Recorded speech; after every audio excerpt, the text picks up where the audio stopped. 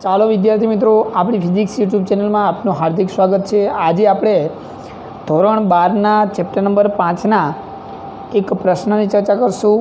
તો આપણે આગળ આગળ પેરામેગ્નેટિક અને ડાયામેગ્નેટિક વિશે ચર્ચા કરી। તો આ ત્રીજા નંબરનું મેગ્નેટિઝમ એટલે કે પદાર્થના ગુણધર્મોની અંદર ફેરોમેગ્નેટિક પદાર્થ અથવા તો એને ફેરામેગ્નેટિક પદાર્થ પણ કહેવામાં આવે છે। તો આ ફેરામેગ્નેટિક પદાર્થના ઉદાહરણોની પહેલાં વાત કરી। તો આમાં ઉદાહરણની અંદર આપણે લોકોની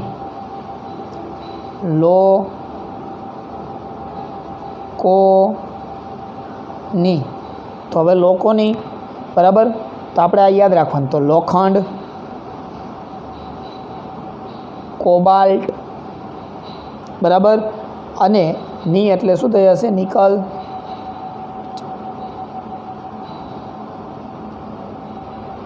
તો આ બધા છે એ ફેરોમેગ્નેટિક પદાર્થોના આપણે શોર્ટકટ રીતે યાદ રાખવા માટેના ઉદાહરણો છે બરાબર। ચાલો, એક વધારાનું એક છે જે આપણે આમાં ટ્રીકની અંદર બંધ બેસતું નથી, ગેડોલિનિયમ બરાબર। ચાલો, તો આ ફેરોમેગ્નેટિક પદાર્થના ઉદાહરણ છે। હવે ફેરોમેગ્નેટિક પદાર્થનો ગુણધર્મ પેરામેગ્નેટિક પદાર્થ જેવો જ જોવા મળે છે। તો કેવો? તો પેરામેગ્નેટિકમાં શું હતું કે જ્યારે એને અનિયમિત ચુંબકીય ક્ષેત્રમાં મૂકવામાં આવતું હતું ત્યારે એમાં શું થતું હતું કે એ નિર્બળ ચુંબકીય ક્ષેત્રથી કેના તરફ આકર્ષણ બળ અનુભવતું હતું? પ્રબળ તરફ। એટલે આપણે આમ મૂકતા હતા ત્યારે જોવો જોઈએ આવી રીતનું પેરામેગ્નેટિકમાં આવું થતું હતું। તો આમાં પણ ડાયપોલ ચુંબકીય ક્ષેત્રની દિશામાં જ ગોઠવાશે। એટલે આ બાજુ નોર્થ ધ્રુવ હશે તો આ બાજુ સાઉથ, અને આ બાજુ નોર્થ, આ બાજુ આ બાહ્ય ચુંબકીય સાઉથ, એટલે આકર્ષણ બળ લાગશે અને એને કારણે એફએસનું મૂલ્ય વધુ હશે કોના કરતાં? એફએન કરતાં। તો હંમેશા જ્યારે બાહ્ય ચુંબકીય ક્ષેત્રની અંદર મૂકો પદાર્થને ત્યારે હંમેશા એ કોના તરફ આકર્ષણ બળ અનુભવશે? તો નિર્બળ ચુંબકથી કઈ તરફ? પ્રબળ ચુંબક તરફ આકર્ષણ બળ લાગે છે બરાબર। પરંતુ વિદ્યાર્થી મિત્રો, તો પ્રશ્ન તરત જ તમને એમ થાય કે તો સર પછી ફેરોમેગ્નેટિકમાં બીજો ડિફરન્સ શું? બરાબર, તો એક તો એના ઉદાહરણો ડિફરન્સ અલગ અલગ પ્રકારના, અને એની અંદર જોવો જે ખાસ ધ્યાન આપજો, સમજો બરાબર।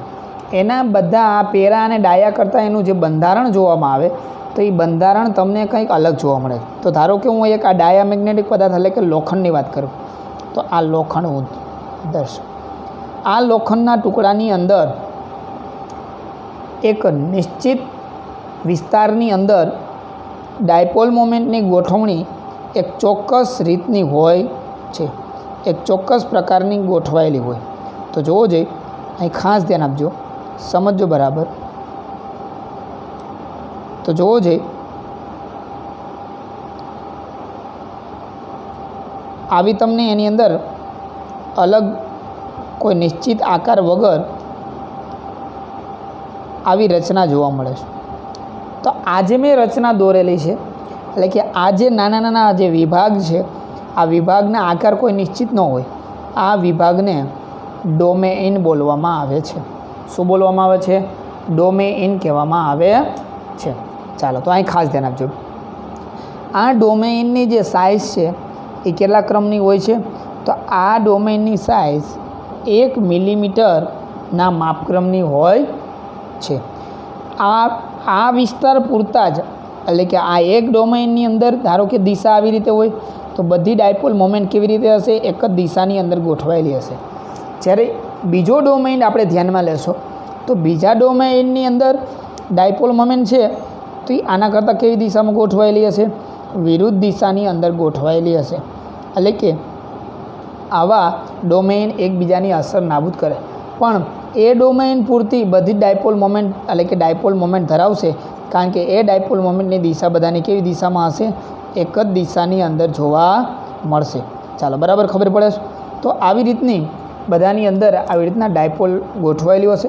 પણ એ ડોમેઇન પૂરતી ડાયપોલ મોમેન્ટની દિશા, બધાની ડાયપોલ મોમેન્ટની દિશા કેવી દિશામાં હશે? એક જ દિશાની અંદર હશે. ચાલો, ઓકે વિદ્યાર્થી મિત્રો. તો આનો ગુણધર્મ મેં તમને કીધું કે આના જેવો જ જોવા મળે છે. તો બીજું વધારેમાં કાંઈ આપણે માહિતી એમાં આપવાની જરૂર નથી. હવે નેક્સ્ટ આપણે આગળ વધીએ. આ ફેરોમેગ્નેટિક પદાર્થોના પણ બે ઉદાહરણ છે, એટલે કે ઉદાહરણને પણ બે પ્રકાર છે. એક તો હાર્ડ ફેરોમેગ્નેટિક અને બીજું સોફ્ટ ફેરોમેગ્નેટિક.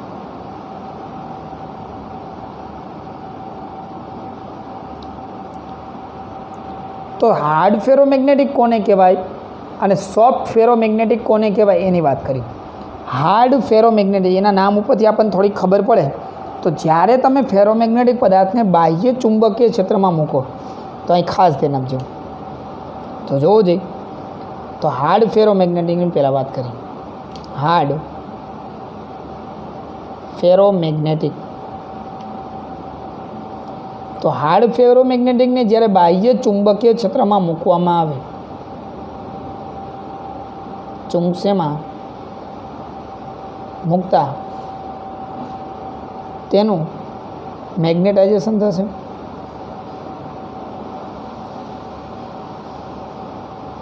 અને ચુંબકીય ક્ષેત્ર, બાહ્ય ચુંબકીય ક્ષેત્ર દૂર કરતાં તેમાં કંઈક ચુંબકીય ક્ષેત્ર જળવાઈ રહે અથવા તો રહી જાય. તો જળવાઈ શબ્દ આપણે સમજી શકાય. તો જળવાઈ રહે છે. તો આવા ફેરોમેગ્નેટિકને કેવો? તો તેને કેવા ફેરોમેગ્નેટિક કહેવાય? હાર્ડ ફેરોમેગ્નેટિક કહેવાય. કેવા મેગ્નેટિક? હાર્ડ ફેરોમેગ્નેટિક પદાર્થો કહેવામાં આવે છે. બરાબર ખબર પડી ગઈ? તો હાર્ડ ફેરોમેગ્નેટિકના ઉદાહરણમાં જોઈએ તો કોણ કોણ સમાવેશ થશે?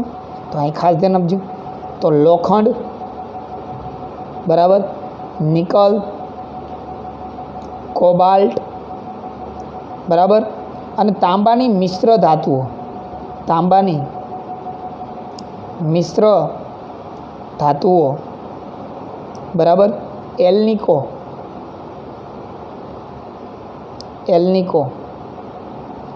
તથા લોડસ્ટોન, બરાબર, આ બધા પદાર્થોનો સમાવેશ કેમાં થશે? હાર્ડ ફેરોમેગ્નેટિક પદાર્થોમાં થાય છે. તો જનરલી આ ચુંબકીય સોયને આ બધા જે એ બધા કેવા હોય છે? હાર્ડ ફેરોમેગ્નેટિક પદાર્થોનો, એટલે કે આપણે જીવન જરૂરી જે હોય છે એ બધા હાર્ડ ફેરોમેગ્નેટિક હોય. અને હંમેશા કેમાંથી બનાવવામાં આવે? લોખંડમાંથી વધુમાં વધુ બનાવવામાં આવે છે. હવે નેક્સ્ટ સોફ્ટ ફેરોમેગ્નેટિક. તો હવે આનાથી ઊંધું. સોફ્ટ ફેરોમેગ્નેટિક જ્યારે બાહ્ય ચુંબકીય ક્ષેત્રમાં મૂકવામાં તેને મેગ્નેટાઇઝેશન થાય છે. અને ચુંબકીય ક્ષેત્ર દૂર કરતાં તેમાં ચુંબકીય ક્ષેત્ર, બાહ્ય ચુંબકીય ક્ષેત્ર દૂર કરતાં ચુંબકીય ક્ષેત્ર પદાર્થમાં જળવાતું નથી. બરાબર. તો ચુંબકીય ક્ષેત્ર પદાર્થની અંદર જળવાતું નથી, એટલે કે જતું રહે છે, દૂર કરતાં પદાર્થનું અદૃશ્ય થઈ જાય. જળવાતું નથી અથવા તો કેવું થઈ જશે? અદૃશ્ય થઈ જાય. બરાબર. તો અદૃશ્ય થઈ જાય. તો આવા પદાર્થોને કેવા પદાર્થો કહેવાય? સોફ્ટ ફેરોમેગ્નેટિક પદાર્થો કહેવામાં આવે છે. તો આના ઉદાહરણો ધ્યાન રાખજો. તો આ આપણને MCQમાં પૂછાય એવું છે. તો આ બંને વચ્ચે થોડોક જ ડિફરન્સ છે. તો આને નરમ લોખંડ કહેવાય. બરાબર. સોફ્ટ ફેરોમેગ્નેટિકનું આ એક ઉદાહરણ છે. ચાલો, બરાબર ખબર પડી ગઈ. અને આ સોફ્ટ ફેરોમેગ્નેટનો ઉપયોગ છે એ ઇલેક્ટ્રોમેગ્નેટ બનાવવા માટે. તો ક્યારેક પૂછાય ઇલેક્ટ્રોમેગ્નેટ બનાવવા માટે કયા પ્રકારના ચુંબકનો ઉપયોગ થાય? તો સોફ્ટ ફેરોમેગ્નેટ. ખાલી ફેરોમેગ્નેટિક નહીં, સોફ્ટ ફેરોમેગ્નેટિક, ઇલેક્ટ્રોમેગ્નેટ. હવે ઇલેક્ટ્રોમેગ્નેટ એટલે વિદ્યાર્થી મિત્રો કયા? તો આપણે જોવું છે ઘણી બધી વખત તમે જોતા હશો કે ક્રેન જે છે, બરાબર, ક્રેનની અંદર ઊંચકવા માટે આવા ઇલેક્ટ્રોમેગ્નેટનો ઉપયોગ કરવામાં આવે છે. પછી વિદ્યુત ઘંટડીની અંદર પણ ઇલેક્ટ્રોમેગ્નેટનો ઉપયોગ કરવામાં આવે છે. બરાબર. તો આવી જગ્યાએ ઇલેક્ટ્રોમેગ્નેટનો ઉપયોગ કરવામાં આવે છે.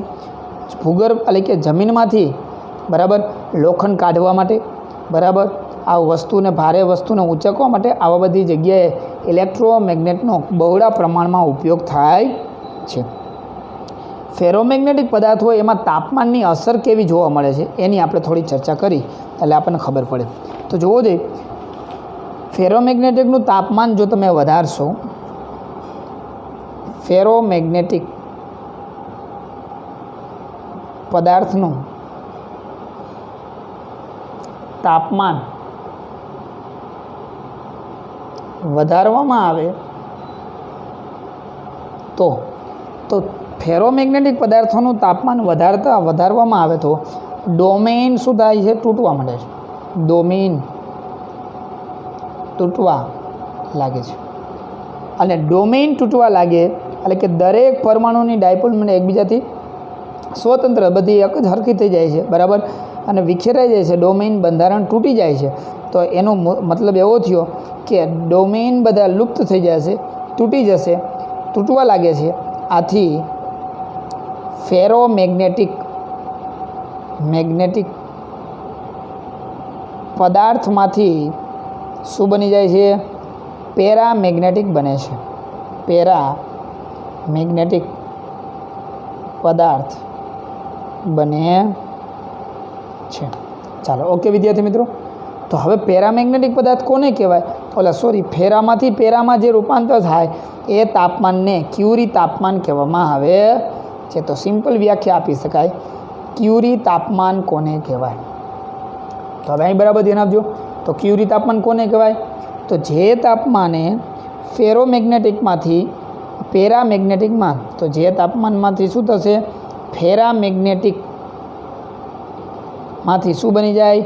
પેરામેગ્નેટિક પદાર્થ બને. એ તાપમાનને ક્યુ તાપમાન કહેવામાં આવે છે? ક્યુરી તાપમાન. અને ક્યુરી તાપમાનને કેના વડે દર્શાવાય? ટીસી વડે દર્શાવવામાં આવે છે. તો ક્યુરી તાપમાનને કેના વડે દર્શાવાય? ટીસી વડે દર્શાવવામાં આવે છે. ચાલો, ઓકે વિદ્યાર્થી મિત્રો. અને ત્યારે આપણે સંબંધ જે સૂત્ર છે, બરાબર, સાબિતી વગર સ્વીકાર લેવાનું. તો કાયમ બરાબર, એટલે કાયમનું મૂલ્ય તાપમાનના કેવા પ્રમાણમાં છે? વ્યસ્ત પ્રમાણની અંદર છે. ચાલો, આ વસ્તુ ખબર પડે, મગજ આવેલું બરાબર. ચાલો, તો આજે મેં વાત કરી એ ફેરોમેગ્નેટિક પદાર્થોની મેં વાત કરેલી. પણ હવે ફેરોમેગ્નેટિકની અંદર એની એક ખાસ લાક્ષણિકતા રહેલી છે, જેને શું કહેવામાં આવે છે? ફેરોમેગ્નેટિકની એક ખાસ લાક્ષણિકતા છે, એને હિસ્ટેરેસિસ કહેવામાં આવે છે.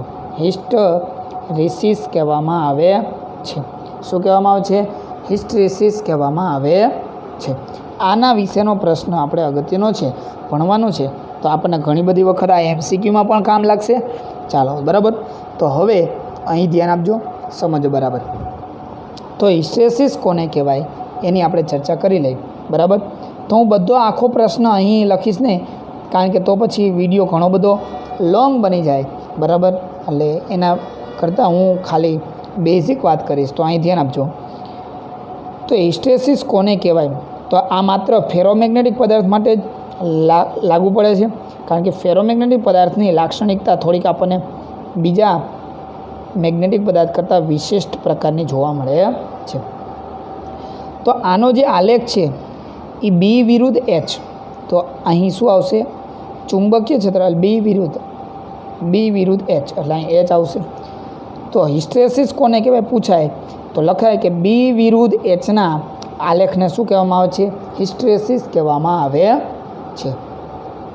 તો હવે એચ એટલે આપણને ખબર છે, કરંટ જ બતાવે છે.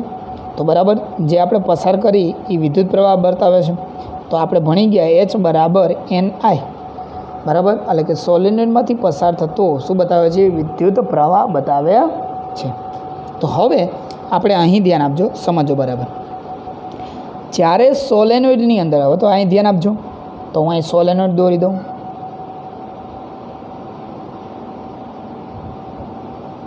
આ સોલેનોઇડમાંથી આ દિશાની અંદર શું થાય છે? વિદ્યુત પ્રવાહ પસાર થાય છે. હવે આની અંદર જે આપણે પદાર્થ મૂકશું એટલે એનું શું થશે? મેગ્નેટાઇઝેશન થશે. આ મેગ્નેટાઇઝેશન થવાને કારણે, તો શરૂઆતની પરિસ્થિતિ વાત કરી, જ્યારે પ્રવાહ 0 હશે ત્યારે એમાં ઉત્પન્ન થતું ચુંબકીય ક્ષેત્ર પણ કેવું હશે? 0. ચુંબકીય ક્ષેત્ર સોલેનોઇડ વડે 0, એટલે અંદર પદાર્થ મૂકેલો છે એ પણ ચુંબકીય ક્ષેત્ર કેવું હશે 0. તો આપણે અહીં બિંદુ શું હશે O બિંદુ, એટલે તો એને 0 કહી શકાય. એટલે કે ચુંબકીય ક્ષેત્ર 0 છે અને પ્રવાહ પણ કેવો છે 0 છે, બરાબર. એટલે કે એનું મેગ્નેટાઇઝેશન થયેલું નથી. હવે જેવો તમે પ્રવાહનું મૂલ્ય વધારશો 1 એમ્પિયર 2 એમ્પિયર આવી રીતનું વધારતા જશો તેમ તેમ અંદર રહેલી ડાયપોલ ધીમે ધીમે ડોમેઇન તૂટવા લાગશે અને એનું શું થશે મેગ્નેટાઇઝેશન થશે. તો આ જે છે એ શું બતાવે છે એનો ગ્રાફ દર્શાવે છે. એટલે કે આપણને આ પ્રકારની રચના જોવા મળશે. ચાલો અહીં સુધી બરાબર ખબર પડી ગઈ. જ્યારે પ્રવાહનું મૂલ્ય મેક્સિમમ થશે તો અહીં તમે જોતા જજો એટલે તમને વધુ ખ્યાલ આવે, ખબર પડે. જો પ્રવાહ જેમ વધતો જાય છે એમ ચુંબકીય ક્ષેત્રમાં એટલે કે અંદર જે પદાર્થનું મેગ્નેટાઇઝેશન થાય છે અને એના દ્વારા જે ચુંબકીય ક્ષેત્ર છે એમાં પણ શું થાય છે વધારો થાય છે. આ જે બિંદુએ તમે પહોંચશો એટલે આને નામ આપી દેવાય એ બિંદુ. તો આ બિંદુએ પહોંચતા શું થાય છે પ્રવાહનું મૂલ્ય મહત્તમ છે. તો અહીં ધ્યાન આપજો, પ્રવાહનું મૂલ્ય પણ કેવું છે મહત્તમ અને ચુંબકીય ક્ષેત્ર પદાર્થની અંદર ઉત્પન્ન થતાં ચુંબકીય ક્ષેત્રનું મૂલ્ય પણ કેવું છે મહત્તમ છે, બરાબર. તો જ્યારે આ પરિસ્થિતિ હોય તો એ બિંદુને શું કહેવામાં આવે છે એટલે કે પદાર્થનું શું થઈ ગયું કહેવાય સંપૂર્ણપણે મેગ્નેટાઇઝેશન થયું કહેવાય. અથવા તો એને શું નામ આવે, ગમે એટલો પ્રવાહ વધારશો તો હવે એમાં ડાયપોલ મોમેન્ટ બધી એક દિશામાં ગોઠવાશે ને, એટલે કે બધી ગોઠવાઈ ગયેલા, હવે કંઈ વધારાનું મેગ્નેટાઇઝેશન એમાંથી ઉત્પન્ન થશે નહીં. તો આને શું કહેવામાં આવે છે સેચ્યુરેશન. શું કહેવામાં આવે છે સેચ્યુરેશન. ટેચ્યુરેશન નહીં, ધ્યાન રાખજો, ટેચ્યુ ઓફ યુનિટી નહીં, સેચ્યુરેશન, બરાબર. મેગ્નેટાઇઝેશન ટાઇઝેશન. ચાલો બરાબર મગજ આવેલો, ખબર પડ્યું.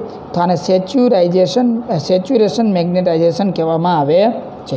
હવે આના પછી એમાં મેગ્નેટાઇઝેશન થશે નહીં, એટલે કે વધારો થશે નહીં. હવે તમે જો પ્રવાહનું મૂલ્ય ઘટાડતા જાઓ તો પ્રવાહનું મૂલ્ય ઘટાડશો એટલે ગ્રાફ આમ આવશે. પ્રવાહનું મૂલ્ય ઘટાડશો એટલે ચુંબકીય ક્ષેત્ર ધીમે ધીમે શું થશે ઘટવા લાગશે, બરાબર. તો ધીમે ધીમે શું થશે ચુંબકીય ક્ષેત્ર ઘટવા લાગશે. હવે ચુંબકીય ક્ષેત્ર ઘટવા લાગશે પણ ફેરોમેગ્નેટિક પદાર્થો એવા છે કે પોતે કંઈક ચુંબકીય ક્ષેત્ર જાળવી રાખે છે.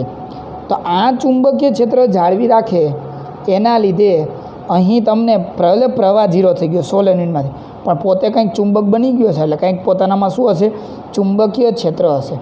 તો જોજે આ જે બિંદુ છે એને નામ આપી દઈશું સ્મોલ બી. તો અહીં શું પરિસ્થિતિ હશે જોજે. તો અહીં ધ્યાન આપજો, આ બિંદુએ શું હશે H મેક્સિમમ હશે ચુંબકીય તીવ્રતા અને બી પણ કેવું હશે મહત્તમ, બરાબર. જ્યારે અહીં જોજે અહીં પ્રવાહનું મૂલ્ય તો જોજે પ્રવાહ તો આ અક્ષ ઉપર કેવું થઈ જશે 0, એટલે કે Hનું મૂલ્ય 0, બરાબર. H0, પરંતુ બીનું મૂલ્ય કંઈક હશે, બી કંઈક એની અંદર હશે. તો જોજે આ બીના મૂલ્યને શું કહેવામાં આવે છે તો આ બી બિંદુને અથવા તો આ બીના મૂલ્યને શું કહેવામાં આવે છે પદાર્થની રિટેન્ટિવિટી કહેવાય. શું કહેવાય તો આ બિંદુને શું કહેવામાં આવે છે રિટેન્ટિવિટી કહે છે. તો આ બી બિંદુને શું કહેવાય રિટેન્ટિવિટી કહે છે. હવે ચુંબકીય ક્ષેત્ર આપણે પ્રવાહની દિશા ધીમે ધીમે વિરુદ્ધ દિશામાં વધારતો તો આ બાજુ પ્રવાહની દિશા ઋણ થશે તો આ માઇનસ H. તો એટલે કે પ્રવાહની દિશા ઋણ એટલે કે પ્રવાહ આ બાજુ પહેલાં પસાર થતો, હવે એની બધીમાં ઊંધું પ્રવાહ પસાર કરતો. હવે સોલેનોઇડમાંથી પસાર થતા પ્રવાહની દિશા આમ ઉલટાવી નાખો. જેવી તમે ઉલટાવશો પ્રવાહની દિશા તો ડાયપોલ મોમેન્ટ જ્યારે પહેલાં ગોઠવણી હતી ધારો કે આ દિશામાં ગોઠવણી, હવે પ્રવાહની દિશા ઉલટાવશો એટલે શું થશે બધી ડાયપોલ મોમેન્ટ આ દિશામાં ગોઠવવાનો પ્રયત્ન પણ ડાયરેક્ટ નહીં ગોઠવા જાય, ધીમે ધીમે ગોઠવવાનો પ્રયત્ન કરશે. તો ધીમે ધીમે ગોઠવવાનો પ્રયત્ન કરતો હોવાથી શું થશે આની દિશા બદલાવતા વાર લાગશે. એટલે શું થશે પ્રવાહમાં વધારો થશે પણ ચુંબકીય ક્ષેત્રનું મૂલ્ય કેવું થઈ જશે ટોટલ, કારણ કે બધી અસ્તવ્યસ્ત થઈ જશે. અસ્તવ્યસ્ત થઈ જાય એટલે શું થશે ચુંબકીય ક્ષેત્રનું મૂલ્ય શું થઈ જશે શૂન્યની નજીક પહોંચી જશે, એટલે કે શૂન્ય જેવું થઈ જશે.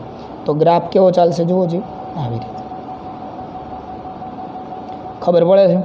તો અહીં જ્યારે પહોંચશે ત્યારે બીનું મૂલ્ય ટોટલી કેવું થઈ જશે 0. પણ જ્યારે એચનું મૂલ્ય કેવું હશે મહત્તમ અથવા તો હશે કંઈક બરાબર. તો જ્યારે એચનું મૂલ્ય હશે એચ હશે તો આવા એચના મૂલ્ય હશે તો આ એચના મૂલ્ય માટે આ જે બિંદુ છે સી બિંદુ એને કોઓર્સિવિટી કહેવામાં આવે છે. તો એચના મૂલ્ય અહીંયા એચનું મૂલ્ય 0, અહીં બીનું મૂલ્ય છે, અહીંયા બીનું મૂલ્ય 0, એચનું મૂલ્ય હશે તો આ બિંદુને શું કહેવામાં આવે છે કોઓર્સિવિટી કહે છે. તો આ સી બિંદુને શું કહેવાય કોઓર્સિવિટી બરાબર. તો વિદ્યાર્થી મિત્રો જો તમને ન સમજ પડે તો અહીં ધ્યાન આપજો. ધારો કે હું તમને જસ્ટ સમજાવું કે આ બાજુ ક્લાસરૂમનું આ બોર્ડ છે. હવે જ્યારે ટીચર અંદર ક્લાસમાં એન્ટર થશે ત્યારે બધી ડાયપોલ શું થશે આવી રીતને ગોઠવાઈ જાય. ડાયપોલ એટલે તમે વિદ્યાર્થીઓ. તો જોજે પ્રવાહ આવ્યો એટલે મેગ્નેટાઇઝેશન વધી ગયું બરાબર બધી ડાયપોલ આ તરફ. તો આ સેચ્યુરેશન મેગ્નેટાઇઝેશન. હવે 50 વિદ્યાર્થીઓ તો 50 ગોઠવાય. એમાં 51મો વિદ્યાર્થી આવે જ નહીં ક્યાં ક્લાસમાં 50 વિદ્યાર્થી તો એચ મહત્તમ શિક્ષક એક આવી ગયો તો એચ મહત્તમ બી મહત્તમ તો એને સેચ્યુરેશન મેગ્નેટાઇઝેશન કહેવાય. જેવું તમે પ્રવાહનું મૂલ્ય એટલે જેવો શિક્ષક બહાર જશે એટલે બધી ડાયપોલ અસ્તવ્યસ્ત શું થઈ જશે ધીમે ધીમે ગોઠવા લાગશે. પણ અમુક ડાયપોલ હશે એ કંઈક ડાય હશે સમજવું હશે એને કારણે શું થશે અમુક ડાયપોલ આવી રીતે ગોઠવાઈ જશે એટલે કે અસ્તવ્યસ્ત ગોઠવાઈ જશે. પણ અમુક ડાયપોલ તો આવી રીતે ગોઠવાયેલી રહેશે તો એ બિંદુને શું કહેવાય રિટેન્ટિવિટી કહેવાય. જ્યારે અહીં શિક્ષક આમ પાછળની તરફ જતો રહે એટલે બધી ડાયપોલ એમ કે હવે ચાલો સામું જો શિક્ષક એમ કહેશે એટલે બધી ડાયપોલ ગોઠવાશે આ બાજુ. પણ એ ગોઠવાતા બધાને વાર લાગશે એટલે જે ગોઠવાશે ત્યારે અસ્તવ્યસ્ત થઈ જશે ત્યારે ચુંબકીય ક્ષેત્રનું મૂલ્ય કેવું થઈ જશે 0. તેને શું કહેવાય કોઓર્સિવિટી કહેવામાં આવે છે. વળી પાછું ચુંબકીય એટલે કે પ્રવાહનું મૂલ્ય સોલેનોઇડમાંથી વધારશો તો એમ શું થશે ચુંબકીય ક્ષેત્રનું મૂલ્ય શું થશે વધતું જશે. જોજે પ્રવાહનું મૂલ્ય વધ્યું વિરુદ્ધ દિશામાં ચુંબકીય ક્ષેત્રનું મૂલ્ય શું થશે વધશે. તો આ પાછા ડી બિંદુ કના જેવું થશે આ એ બિંદુ જેવું થશે. તો આને શું કહેવામાં આવે છે સેચ્યુરેશન મેગ્નેટાઇઝેશન કહેવાય બરાબર. વળી પાછું પ્રવાહનું મૂલ્ય તમે ઘટાડશો એટલે ગ્રાફ આમ આવશે. તો પ્રવાહનું મૂલ્ય ઘટાડશો એટલે પાછું અહીં શું થશે જોવો જે ચુંબકીય ક્ષેત્રનું મૂલ્ય કંઈક અંદર પદાર્થમાં રહેશે અને આવી પાછી જોવો જે આના કરતાં પાછી વિરુદ્ધ પરિસ્થિતિ ચાલી તો આવું ને આવું સતત શું કરશે ચાલ્યા કરશે બરાબર. તો આ એક લૂપ બનાવે છે એક બંધ ગાળો બનાવે છે. તો આ બંધ લૂપને શું કહેવામાં આવે છે આ બંધ લૂપને હિસ્ટ્રેસિસ કહેવામાં આવે છે બરાબર. પણ આ પ્રક્રિયા છે એ કેવી છે અપ્રતિવર્તી પ્રક્રિયા આવી રીતની સતત ચાલ્યા કરશે બરાબર. પછી એનું તમે પુનરાવર્તન કરી શકશો નહીં. ચાલો બરાબર મગજ આવી લો ખબર પડી. તો આ હિસ્ટ્રેસિસ દ્વારા જે ઘેરાતું ક્ષેત્રફળ છે આ ક્ષેત્રફળનું જેટલું મૂલ્ય છે એ શું બતાવે છે તો આ પદાર્થને જે ચુંબક બનાવવા માટે જે ઉષ્મા ઉર્જા વપરાણી એ ઉષ્મા વિદ્યુત ઉર્જાનો ઉષ્મા ઉર્જા સ્વરૂપે વીએ દર્શાવે છે. સમજો પડે શું બતાવે છે ઉષ્મા ઉર્જાનો વીએ દર્શાવે છે વીએ પામતી ઉર્જાનું મૂલ્ય દર્શાવે છે. તો આજે મેં વાત કરી કોની વાત કરી હિસ્ટ્રેસિસની વાત કરેલી છે. વાત કરી ફેરોમેગ્નેટિક માટે જ આવો એક પ્રકારનો વિશેષ ગુણધર્મ છે. તો આપણે આ બધા પોઈન્ટને યાદ રાખવાના છે. તો તમને જે મેં કીધેલું એ પ્રમાણે થિયરીની અંદર વાંચશો એટલે આ આકૃતિ યાદ હોય તમને કમ્પ્લીટ આ રીતે તો તમે આખો પ્રશ્ન લખી શકો એમાં કાંઈ ગોખવાની જરૂર નથી. ઓકે તો હવે આપણે ફેરોમેગ્નેટિક પદાર્થને આધારે એક ઉદાહરણની ચર્ચા કરીએ. તો ઉદાહરણ નંબર 5.11 આપણને આપેલું છે. તો ઉદાહરણ 5.11ની વાત કરીએ. ચાલો તો અહીં ધ્યાન આપજો. તો આપણને રકમની અંદર શું કીધું છે કે ફેરોમેગ્નેટિક પદાર્થ માટે એક ડોમેઇનનો આકાર સમઘન જેવો છે જેની લંબાઈ બાજુની લંબાઈ 1 માઇક્રોમીટર છે. તો માઇક્રો એટલે 10⁻³ થઈ જશે 6 મીટર. હવે આ ડોમેઇનમાં રહેલા આયન પરમાણુની સંખ્યા ડોમેઇનની મહત્તમ શક્ય એવી ડાયપોલ મોમેન્ટ અને ડોમેઇનનું મેગ્નેટાઇઝેશન શોધો. તો શક્ય ડાયપોલ મોમેન્ટની મહત્તમ સંખ્યા મેળવવી છે. તો ડાયપોલ મોમેન્ટની મહત્તમ સંખ્યા તો અહીં ખાસ ધ્યાન આપજો. તો ડાયપોલ મોમેન્ટની મહત્તમ સંખ્યા, તો એ સંખ્યા કેટલી થશે એ મેળવવી પડશે, અને એનું મેગ્નેટાઇઝેશન કેટલું થશે એ આપણે શું કરવાનું છે, મેળવવાનું. બીજું આપણને રકમની અંદર ઘનતા આપેલી છે અને પરમાણ્વીય દળ, તો પરમાણ્વીય દળ તો Fe આયનનું પરમાણ્વીય દળ આપેલું છે. તો એ દળ કેટલું આપેલું છે, તો કે 55 ગ્રામ પર શું આપેલું છે, મોલ. ચાલો બરાબર. અને ઘનતા Feની ઘનતા આપેલી છે, તો કેટલી આપેલી છે, 7.9 ગ્રામ પર શું આપેલું, સેમી ઘન. બરાબર. ડાયપોલ મોમેન્ટ, તો ડાયપોલ મોમેન્ટ કેટલી આપેલી છે, તો એકની ડાયપોલ મોમેન્ટ આપેલી છે, તો 9.27 ગુણ્યા 10⁻24 એમ્પિયર ઇન્ટુ મીટર સ્ક્વેર. તો આટલું આપણને આપેલું છે. તો હવે આપણે કેટલી ડાયપોલ મોમેન્ટ એટલે કંઈ નહીં, આટલા કદની અંદર, એટલે કે આપણે સમઘન છે તો એનું કદ જોઈ લેવાનું. એ કદની અંદર કેટલા પરમાણુની સંખ્યા હશે, તો પહેલાં કદ મેળવી લે. તો હવે અહીં ખાસ ધ્યાન છે, તો કે ડોમેઇનનું કદ, તો કદ V બરાબર શું થશે, સમઘન છે એટલે લંબાઈ ગુણ્યા પહોળાઈ ગુણ્યા ઊંચાઈ એટલે L ઘન થઈ જશે. તો જોવો છે 10⁻6 10⁻6 નો ઘન એટલે 10⁻- શું થશે, 18 થઈ જશે. તો -18 આટલે શું થઈ જશે, મીટર ઘન. તો આટલું શું આવ્યું, એનો કદ આવી ગયું. હવે વિદ્યાર્થી મિત્રો આપણને ખબર અણુભાર જેટલા વજનની અંદર પરમાણુ સંખ્યા કેટલી હોય, એવોગેડ્રો આંક જેટલી હોય. તો પહેલાં આપણે એ મેળવવું પડશે કે આટલા કદનું દળ કેટલું છે, એટલે કે આટલા દળ ધરાવતા પદાર્થનું કદ ધરાવતા પદાર્થનું દળ કેટલું છે. તો અહીં જોવો છે, તો જોવો છે ડોમેઇનનું કદ, તો કદ બરાબર આપણી પાસે સૂત્ર, ડોમેઇનનું દળ દળ, તો આપણી પાસે સૂત્ર છે ઘનતા બરાબર દળના છેદમાં કદ. તો દળ બનાવી દે કરતાં, તો m બરાબર ઘનતા ગુણ્યા શું થઈ જશે, કદ થઈ જાય.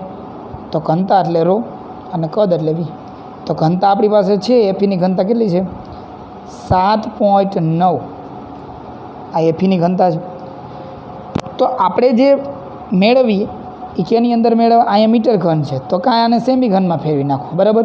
ચાલો, એટલે આપણને જે મળશે એ બરાબર એ કાંઈ એક કામ કરો, એસા એકમમાં જ મેળવી લે.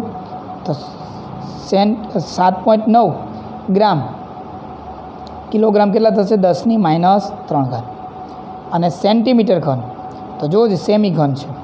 તો અહીં ધ્યાન આપજો, સમજો બરાબર. એક કામ કરો ને, આને આપણે સેમી ઘનમાં જ ફેરવી નાખો ને, તો 10⁻18 થાય કદ. આ 10⁻18 મીટર ઘન, 1 સેન્ટીમીટર એટલે કેટલે થશે, 10⁻2 થાય, 10⁻2 થાય.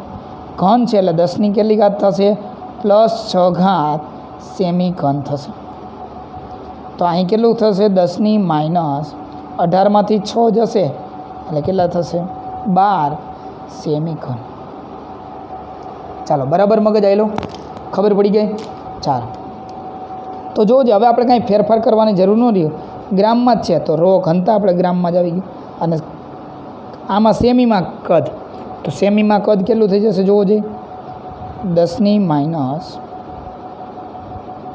10⁻કેટલી ઘાત થઈ જશે, 12 ઘાત. ચાલો ઓકે. તો આપણી પાસે આટલું દળ આવ્યું, તો આ દળ આવ્યું કેમાં આવ્યું, ગ્રામમાં. ચાલો બરાબર, ખબર પડી ગઈ. મેં શું કર્યું, આ બધાને ફેરવવાની બદલીમાં આને મીટર ઘનની અંદર લઈ લીધું, એટલે સેમી ઘનમાં લીધું.